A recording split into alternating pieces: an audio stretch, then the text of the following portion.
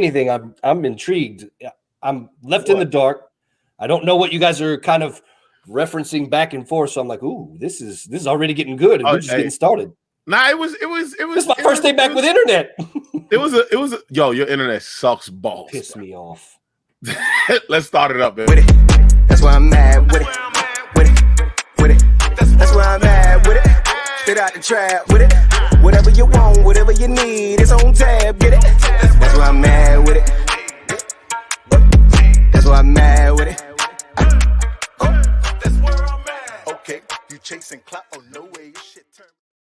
Ladies and gentlemen, it's time to Get in Trouble podcast with your boy Eddie Liles. Terrance G is in the building. He finally got internet. Skeet. Finally, fuck you, CenturyLink. Eat an entire dick. Eat a fucking dick with a dick backed up into a dick. I don't care. I think is it kind of bad that I have no idea what CenturyLink is? I don't care, but I just hope that at least you have a level of appreciation for the level of petty I've been going to by tagging him in really shitty posts. Yo, give it up for our guest today. Our guest today is Mr. John Conroy himself. Hey, he's extending himself a little bit. You all to the side of the camera. I can't manage to get my half of my face. There we go. All right. It's unnatural. The camera's you got it horizontal, like on landscape mode or whatever. Yeah. My first time ever doing comedy on the internet. Yo, get the fuck out of here. You ain't got enough gray in your beard to be this bad at technology. No jokes. Yo, comedy on the internet is kind of better than what we went through on Saturday night. I'll say that much. I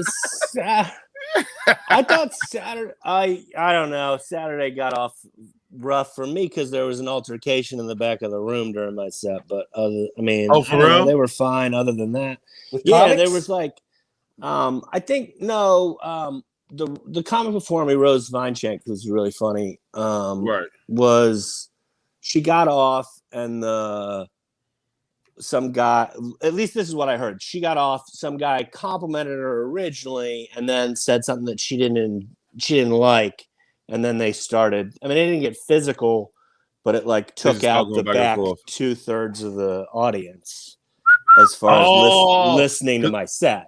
And I just plowed through because I'm trying to not engage with situations like that. Until I know I'm in a good enough headspace that I won't fuck it up. No, by the time I went up, half the room was gone, and I was like, whatever, fuck it, work on new shit. Yeah. I did a dick joke for you, Terrance. I wanted to tape it just so you can. I'm so upset. I don't even know what happened. How did this happen? What caused it to devolve this way? Somebody went on stage and proceeded to do. I need big dick in my life. I need a huge dick in my life. Big dick. Sure. Cool. It's better. It is better than small dick, I've heard. I mean, it's Pride Month. It's Pride Month, guy or girl. Shout out Pride Month out here, son. Yeah, shout out Pride Month. Was it a male or female comic? It was a female comic. Oh, okay. You gotta ask, man. She identified as a female. I don't know this, but she had boobs in the vagina, so I would say she identified as, and she talked about big dicks. Okay, was that the catalyst? I don't know. Dude. If you could get, I'm just trying to get like how we go from like big dicks to like a fight in the back of the green room that fucks up John's set. That was. You don't know how you haven't been doing comedy very long, I guess. It's pretty. Every show I've ever been to. Yo, so let's do this real quick. So some people might know, some people might not know, but we're very transparent on the show. We talk about shit that happens in real life. We talk about shit that happens behind the scenes sometimes. And Terrance is in the dark on this one. But you will understand this part. So I head up the DC Comedy Festival. I'm one of the people that put it together. I founded it. Never heard. I thought, shut up, whore. How many episodes? What episode number is this that I'm doing? This is one. Well, this is interview, so this is not even Yeah, these aren't the real episodes. We taped 130, I think. 131. Okay, so people have heard of your festival on your podcast. That's a good I'm just saying. That's a good sign. I want to say, just in general, it seems like you're doing good business-wise. I'm trying. And like I said, this is my first time on the internet doing comedy, so I'm the guy to ask about it. So running the DC Comedy Festival, being newer in the game, especially with festivals and running events, we made a shit ton of mistakes. All right. One of the mistakes, and to be transparent, one of the mistakes that we made is we accepted comics, and when we accepted comics, we send out availability sheets. Comics send back their availability, and then we place them on shows based off of their availability, and we keep it moving. One particular comic in Austin, Texas, who's actually I'm cool with. I'm not going to put his name out there, but he sent back his availability. When he sent back his availability, it was missed in the shit ton of availabilities that came in. He then sent another email. The person that the people that were handling scheduling missed it, did not schedule this guy. So the guy has already bought a ticket to come to DC. He's registering. He's setting up to get a hotel. He's trying to figure out what days is he going to perform. That's all he wants to know. What days am I performing? Good dude, good comic. I know I want him on the festival. Everybody else that picked him on the festival wants him on the festival. But people dropped the fucking ball. He goes home. He's explaining. He's at like an open mic, like basically our Magoobies, our wits end. He's telling the situation. When he tells the situation, he tells the situation to a comic who is a well-traveled comic. That comic proceeds to start to shit hardcore on the festival. When he shits hardcore on the festival, he's explaining these guys are shitty. They took my friend's money. They haven't given him his dates. He paid for a plane ticket. They won't refund him. Now, we didn't know any of this part. We just know, only part that I know is that somebody's missing off the schedule. So I get a whole rack of not emails. I get a whole rack of messengers and a whole rack of Facebook tags of like, they're shitting on the festival again. So I'm like, what the fuck? Why are we shitting on the festival? Like, who's shitting on the festival? What's going on? So I call the comic that was registered. I mean, that the situation happened to. Me and him working through. Me and him, Rob Gordon, and Ivan. We all like get on a chat. We talk it through. Oh, we missed you on a date. What dates did you plan to come out? Bam, we got you squared away. Hey, man, this whole situation has gone too far. I don't want to do the festival anymore. No problem, bro. Let's refund you back your shit. Hey, I already got my money back for the plane ticket. Don't worry about it. A day goes past, right? All of this happens in one day. A day goes past, and everybody keeps shitting on the festival. And John, who I know from comedy, I'm like, I see John's name pop up. And as we all know, I'm petty and I hold grudges. I'm a very petty person. I'm petty as shit. And I don't know if I came across the wrong, and I don't know if I apologized about it yet, but I apologize, John, if I came across it incorrectly. But John voiced his opinion. Yeah. And I felt like I never felt closer. I don't feel like you owe me an apology. I don't know. I don't know what you said or did about me, but so I don't know if you owe me one or not.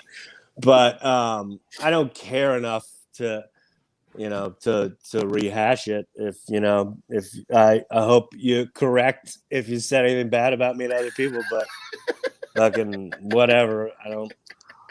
All right, so we didn't talk for a good amount. We didn't. I'll be Jerry Springer real quick. I'll be Jerry Springer real quick. Eddie, did you say things? Did you say admit that I just popped off about the festival without really knowing anything about it? I didn't know Eddie was involved with it. I didn't know anyone who was involved with it. I just knew that this kid had been screwed, and I don't have any allegiance to. I mean, maybe I should have more allegiance to Baltimore and DC that they're trying to do a festival, but I don't care enough to not. I care about comics more than I care about cities, and I just had been. I've been to so many festivals and seen that level, and it's just heartbreaking when you see like someone have to deal with shit like that. And I've never had to deal with anything like that, but I've been to a lot of bad festivals. Right. And I know Jay Whitecotton, so trusted his word on it. But like I said, there are people who are involved with that festival that I did not know were involved, that I don't have any, it was a big umbrella, that festival. Right. And I didn't realize as many, I had no idea John Yeager was involved. John Yeager's been nothing but awesome to me over the years. Right. So I found out that a couple days after, and I was like, they're just, I'm an idiot about shit like that, though. I should have done more research. I wouldn't say, I don't think think it's off, but I did. It's one of those things, man. Like even from the outside looking in, right? As a fellow comic, it's easy to relate with that comic that's been fucked over by the producer or producers, right? Because it happens all the time. I think I would have been just like you, been like, these motherfuckers, man, hit them where it hurts. Yeah. Let's talk about them and hit them in the pockets, because that's really the only power that we've got.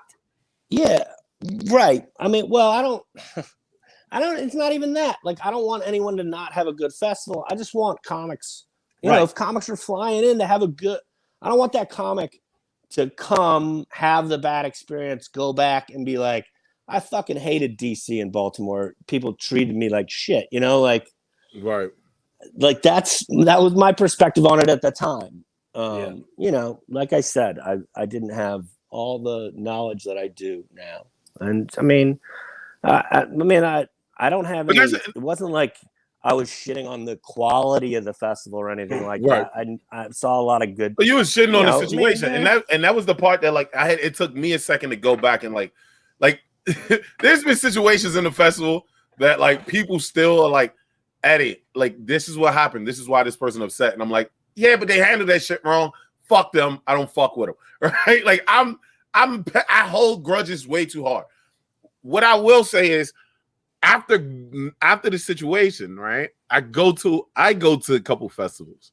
I go to more festivals, and I see some shit that happens at a little bit more bad shit that happens at festivals. All the festivals I had been to up to that point, me not running a festival, I didn't know was bad shit. I just was like, oh, you just be like, hey, sometimes there's a lot of predatory. But then, that's what I was about to say. Then you start seeing, and you're like, what the fuck? You see people giving the World Series of Comedy $45 to do Zoom shows.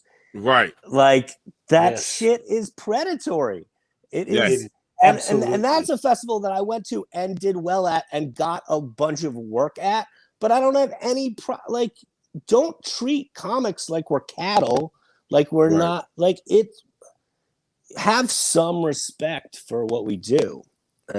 That's just, I feel like there's a lot of festivals that take advantage of comics. And now, I mean, there are some that I've been to that have been great, that have paid, and there's a lot of good ones too that bill their acts, and I'm certainly there's festivals that I don't have a prayer in the world of getting booked on myself, and I don't have any issue with them. It's not a jealousy thing. I just want the ones on the lower rung to value a kid.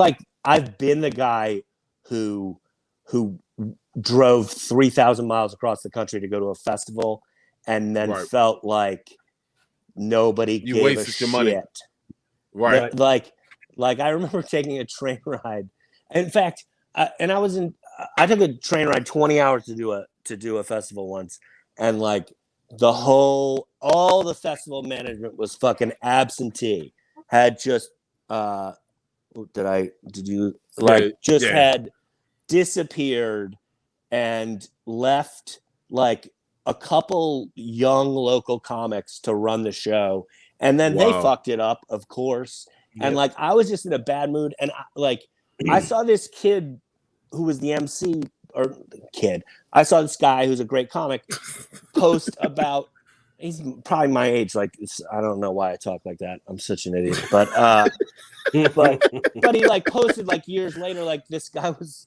That he had fucked up my intro, and I had been made a shitty joke about it, and he'd felt bad about it, and then he tried to apologize to me after the show, and I was like, honestly, I just don't want to talk to anyone, and he felt bad about it, and I was like, yeah, that's the type of festival experience. Yeah, that's so So these people who put this shit on ruined something for both of us. And then like years later, I read about it and I got to feel like, I mean, and I have part in it, but it's like, I love, this guy's a great comic. I wish I was friends with him and we had this meeting that was ruined because people were taking advantage of both of us at the same time. Right. That's the thing about the comedy festivals, right? It's the whole point of them is to be like, this is an easier way to travel and meet new people in different cities and build relationships to go back to those cities. And when it goes down, and I'll be honest, like our first festival was shit compared to like what we had in store for like what we did in season 2, or I'm sorry, year 2, and what we had planned for year 3. Of like making sure we got more producers out there, making sure that we paid for people's travel to get like the names, the people that could put you in better positions to get there, like so on and so forth. But like going to like I'm not gonna put some of these festivals out there, but going to certain festivals and then like you said, you're just seeing regular Joes, like regular people that have no opportunity of getting you another opportunity. It was just like, oh, I just wasted $300 to get here, bro. Yep. Plus what I took off work for. Like this is, and I think like that again, like that was one of the things that like after the whole situation we started looking at. Yeah, that's part of it too. Like you know, and you sign up for that to some degree, but it's like some of them just do a really poor job of making you feel like they give a shit. Right. Yeah. I think one of the biggest things is a lot of people think that comedy festivals, that a lot of the producers or people, when you do submissions, those submissions are going into the pocket of the people who run the festival and they don't go anywhere else. And some of them, I have seen that. Not in the sense of like, oh, I've heard stories about it. That'd be a better way of saying it. Of people that used to work with certain festivals, and then the person will come back and be like, oh, we made such and such amount of money off of submissions.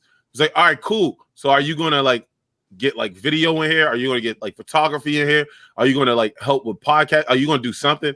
Like, oh no, that's what I eat off of. That's how I live for the rest of the year. Like, oh shit. Like, this is all you do?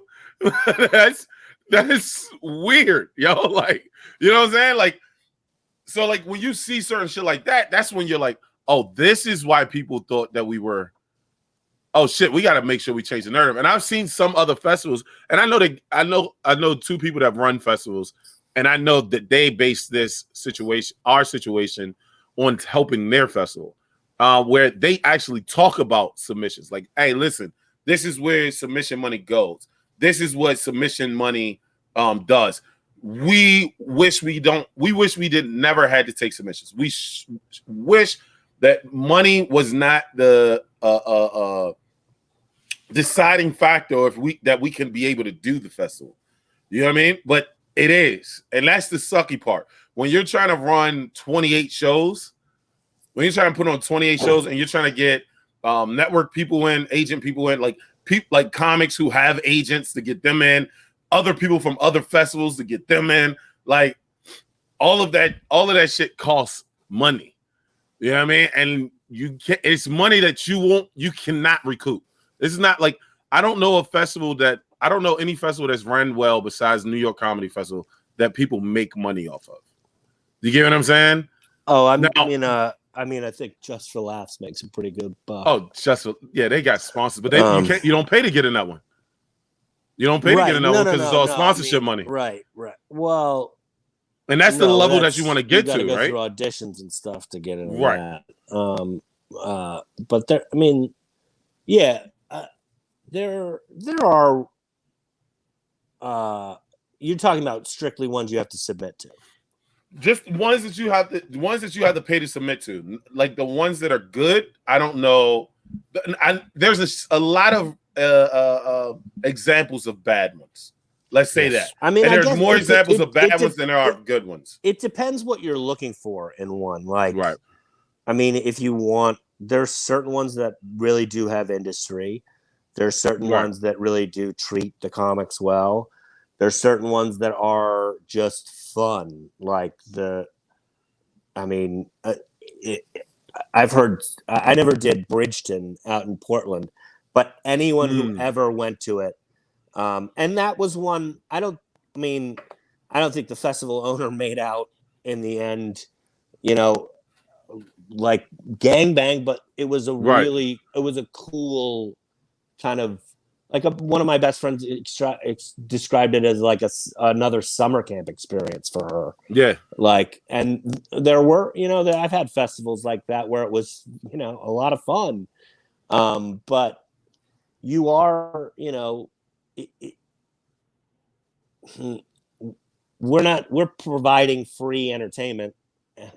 Oftentimes, and we're oftentimes paying our own way to go to, relatively expensive cities. Right. There's other ones that have decent prize money. Like Boston's got good prize money. Boston does. Florida does too, though. San Fran, Seattle have good prize money, but it's a whole month. But those, I did San Fran International. That's a great experience. And also was a lesson for me in being completely outclassed talent-wise. For real. Oh, no, I didn't belong on stage with the guys I was on stage with at that time. And I probably don't with a lot of them now either. But some of those contests when you go up against real, like, I always thought I was a headliner until,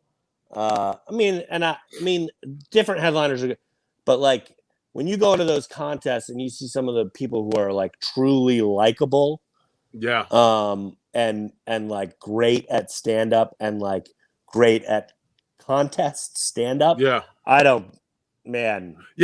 stand up is different. It's different, very different. Contest stand up is so different. Those are the ones where they are like damn near abiding by that laughs per minute shit. So it's like machines, clockwork, just it's just gotta be funny. They gotta be funny, and it has to be different. Oh, it's ridiculous though. The shit, like however they do it, just the first time I saw Chanel Ali perform, what we had on the podcast was at a festival, and I swear to you, I went on stage. When I got the roster for this festival, like they were like, "Oh, you're gonna go up and then the headliner," and I was like, oh, "Okay, cool." And I went in front of Chanel, and I swore I murdered. And she went up, and she like with class was just like, "Okay, like give it up for the last guy," and like just what I'm saying, like slow paced it, got everybody back down to her pace, and then boom, jokes out of there. But like when I do competitions, I suck. I know that for a fact because I got too many words in my fucking jokes. And words, unless that shit is like fucking over the top funny, like you can't, like you gotta be hitting those fucking points, baby. You gotta hit those funny joints. And I don't have that shit. I remember in San Fran we did a Jewish convention center one night, and it was like I'd say like between like 500 and 700 people, like black tie event. Nice. Median age of the crowd was like probably like 85. It was like the third night of the competition of like a 5-night week, and I had eaten shit 2 nights in a row, and I knew I was going home already. And I remember the comic before me was killing. I think he'd won both nights. He won the whole festival. He's a really funny comic, a guy named Tony Baker. And I remember being backstage, and he was he closed on a bit about how he knew when MASH came on, his mom was going to be looking for him to go to bed, which was really funny, but also like, I remember in that moment, like being like, "Oh, this guy thought about what these people want to hear." I just had an act. I just had like 30 or 45 minutes that I could do at that point. And like, because it was okay, I thought I was a good comic. I didn't know I didn't know the type of talent and thought I was going up against. Right. I'd classed up levels and I wasn't ready for it. I think that's one thing that I do. Another thing that I love about festivals, and I mean, and you can speak to it because you got more years and especially more than I do. But like, it's like people get good in their city, and then they don't see comics outside of their city really, or like they get really good at their level and they never jump up a level. So you really don't understand how good comics are out, how many good comics are out there, right? Like, or the different levels of comedy there are. And like, sometimes I hear people, even on our festival, like even in DC, even in our city, where you'll be like, yeah, I'm good. I'm really good. Like, people just don't understand how good I am. And it's like, bro, I've seen somebody do similar shit and it's way better. Like, I'm not trying to be shitting on you. I'm trying to tell you, like, no, we all have to grow as comics. You know what I mean? Like, I can do at Wits End or Nottingham's, I can do a lot of shit because I don't care. There's nobody there in my head that can hinder my career. When I go in front of places where, like, again, competitions or auditions, oh shit, that shit gets in my head like a motherfucker. Right? Like, then you just start like. And then there's some people who they're just naturally good at that shit.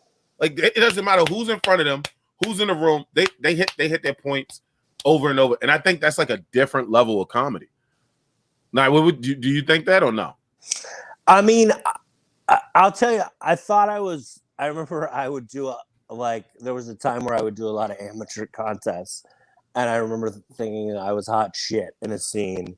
And like I could win almost any contest I entered pretty easily, and then classing up to where like those, like, I was a middle at that time. I was like featuring on the road, and seeing, like, people think killing means you should be a headliner, but like, and I guess maybe to some degree it does.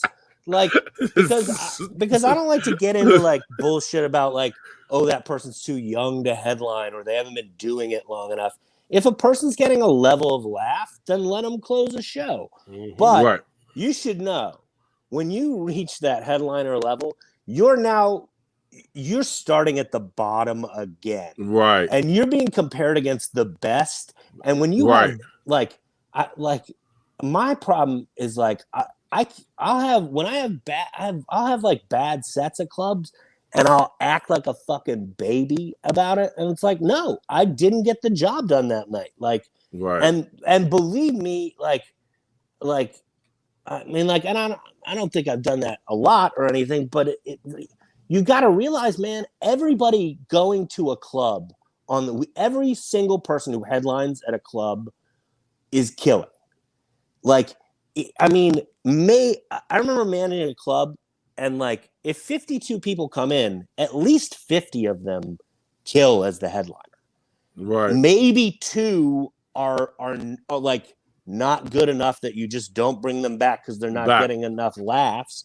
But everybody kills, and I'm talking about like we're talking about C clubs. People are killing. Like, killing is a prerequisite for MC work, as far as I'm concerned. Yes. Right. And but at every level, yeah. So, I mean, thinking you're hot shit when you're on a local level it's just gonna hurt you, because you get out there and then you're gonna be compared against the best. And let me tell you, it's a fucking punch in the face when you actually have to. I mean, like, I've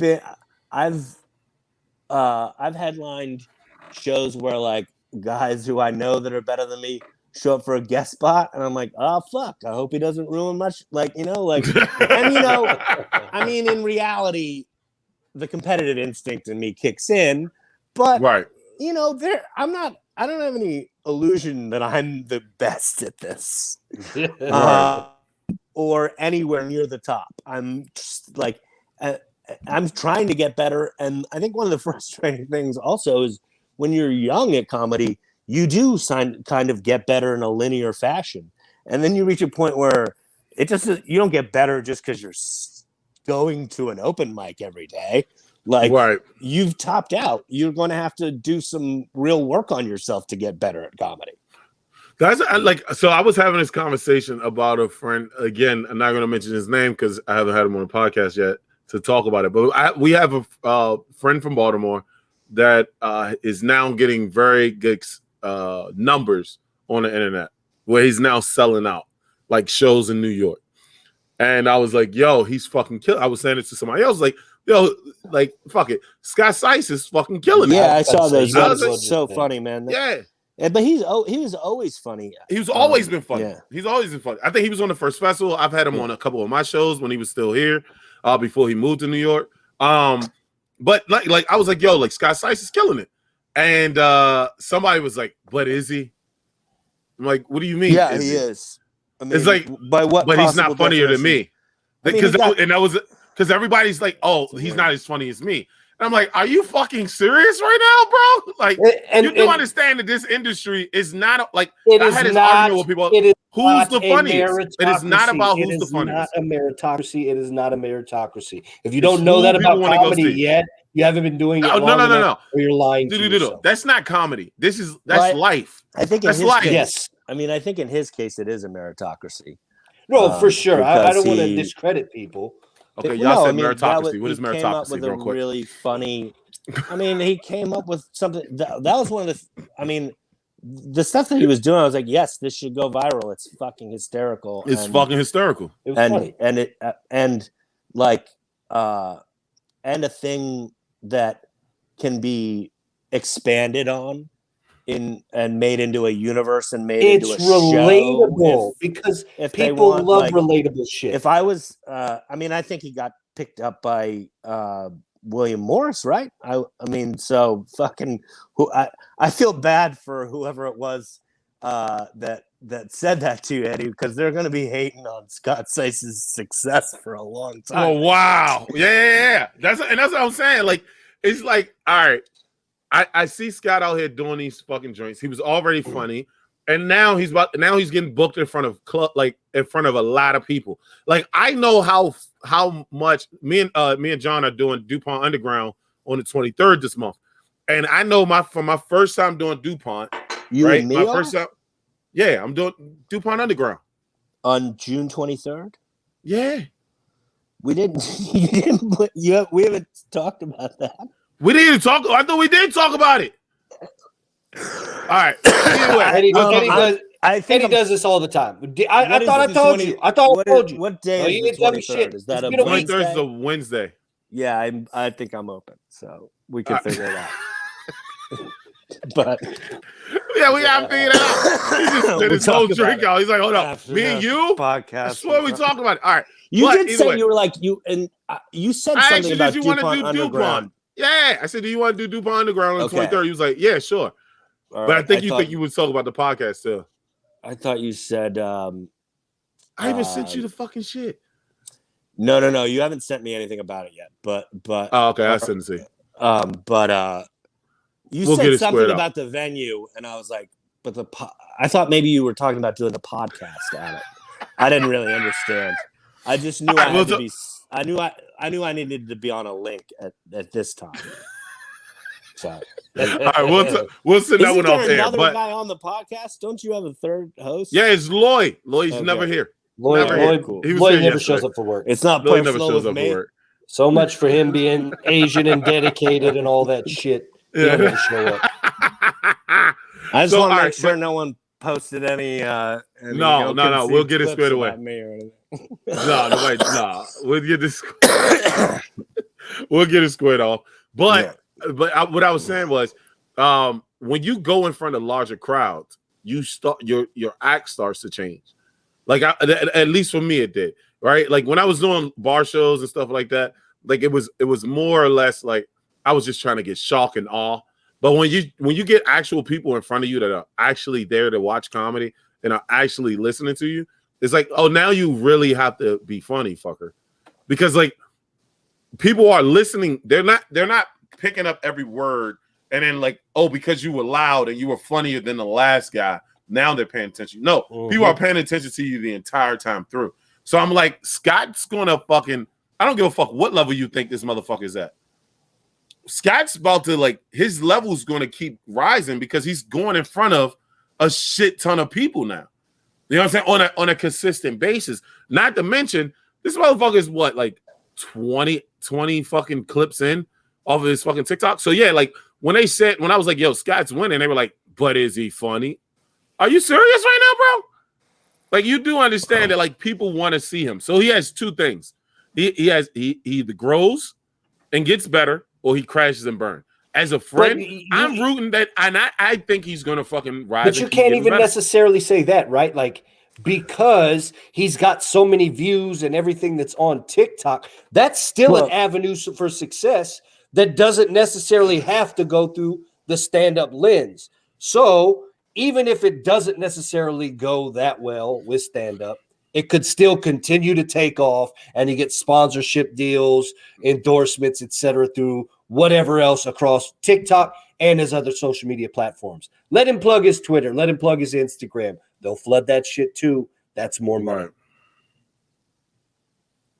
What is your thought? What do you think? Do you think when you got bigger clubs or more people in the audience, you started getting better, or? Well, it's easier to some degree. Right. I don't know. I think I got bolder. I think I decided at some point I'd do whatever I want, which is probably not the greatest idea, career-wise. But it was the bad shows. And I don't know. Obviously it's safety in numbers. To me, what makes a comic great, though, is, I'm not impressed by people who do well with crowds of large numbers. I want to see someone with 15 people at 3 o'clock in the morning. Right. But that's just, that's also because I'm a snob, and that was some real comedy snob shit right there, bro. I'm not gonna lie to you. I just think it's more genuine when, like, I agree. Listen, let me put it this way. If you're a great comic, right, like, I guess I do want to see you with a hot crowd. But to me, it's more interesting if you have to work. Yeah, yes. If you're having to connect with a crowd that isn't in unison, because I guess I'd be shocked if you're any good, you should be able to kill with large amounts of people. Facts. That was my point. But when you talk about who you are with a small audience, it's more intimate, and that's what I don't know. I love it. I think those two are two different, not arguments, but two different points of the same industry, or whatever, however you want to say it, right? Like, what I mean by, like, I do feel like larger crowds are easier for people that are funny, right? Because I always say that shit. If you bomb in front of a large crowd, you should probably just quit. Like, I'm just being honest, because there's too many people out there for you. It's too many different types of people out there for you not to literally just all the way. Unless you're just off. Like, everybody's been off, right? Your timing was off or whatever. Larger crowds, I think, are easier for people who aren't naturally funny, because it's the people who know how to, they know how to do it. They've learned how to, they learned set up, punch, tag, tag, tag, set up, punch, tag, tag, tag. Like, yeah, but people don't remember you. Like, I always say that shit. Sure. I hate tags. Like, I don't think people remember you, even in a large audience. I've seen it, right? Like, I've run too many shows. I've seen people do certain jokes or certain styles of jokes, and people will be like, "Oh man, that dude was funny as shit." And then you ask them the next day, and they can't tell you one thing he said. You get what I'm saying? Like, being with Tony, going on a road with Tony sometimes, and like going to Tony shows, like you can tell the difference, right? Like I've seen Tony work inside of a small room and just be Tony. Like he's not going on stage to fucking try to like outdo anybody. He's just going on stage. But when he's in front of an audience, they remember him. All-time great. Like he's like we just talked about big crowds and small crowds. You watch Tony with a big crowd, if you watch him with 500 people, there'd still be 6 or 8 comics in the back of the room laughing harder and getting a little bit more of Tony. Right. And like that's the bridge you want to get between the two is can you do the act that kills for the 8 people and make it kill for that 300 regardless of rhythm or I mean Tony doesn't need any tricks. Yeah, Tony. I mean he does use them because we all uses his own, but his tricks are like shit that he actually does in real life, so it's kind of weird. Yeah. Sure. Tony talks on stage how he talks off stage. But that's the goal. I just but the point I'm making, the earlier point was, I think like larger crowds, not even larger crowds, more time. You as like you're considered the person that everybody came to see, like that's a different type of pressure. Not just you got booked on a show that had a large crowd. A large crowd of people came to see you. That's more what I'm saying. You doing more time when you go from like that 10-minute, 15-minute feature slot to that 30-minute, 45-minute. People bought tickets to see you.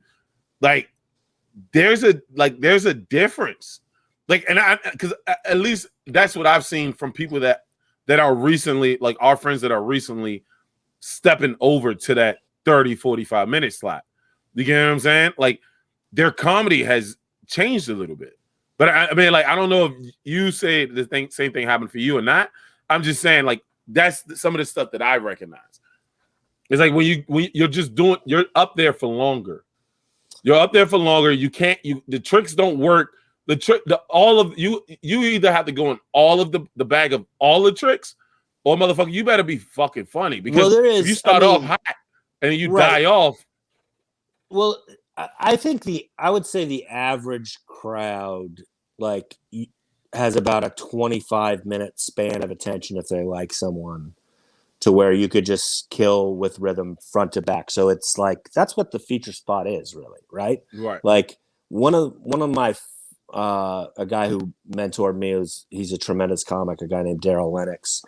He was like, "That's your only when you're the feature." He's like, no crowd work, no big long pauses to enjoy how you're doing. Get up there and use the time to tell exactly that many minutes of jokes, killing, and get off. So that the booker goes, if we give that guy a little bit more freedom to just sort of lay back and do a little crowd work and everything else, he can headline. Like, and it works perfectly because, but when you start doing 45, like you can't roll a crowd for 45. I mean, you can, people do. And great crowds, you can. But on average, it's hard to roll the average crowd for 45 minutes. So and by the way, you've got to do a check spot, or the check drop. Like the check drop is that's another thing. Like everybody's like, oh, I can't wait to be a headliner, this and that. And then you get to be a headliner, you're like, oh, it seems like they ruin the last 15 minutes of my show every night. Yeah, they do. We put checks down for the first 10 of the last 15 minutes. And we'll see if they actually liked you during that 25 minutes enough to look at that number and go, I'd rather listen to him and worry about that later. I've never been there yet. Good. There are not too many weekends where I'm like, I fulfilled that. A+, no problem. Like wow. nobody looked at the check. It's hard.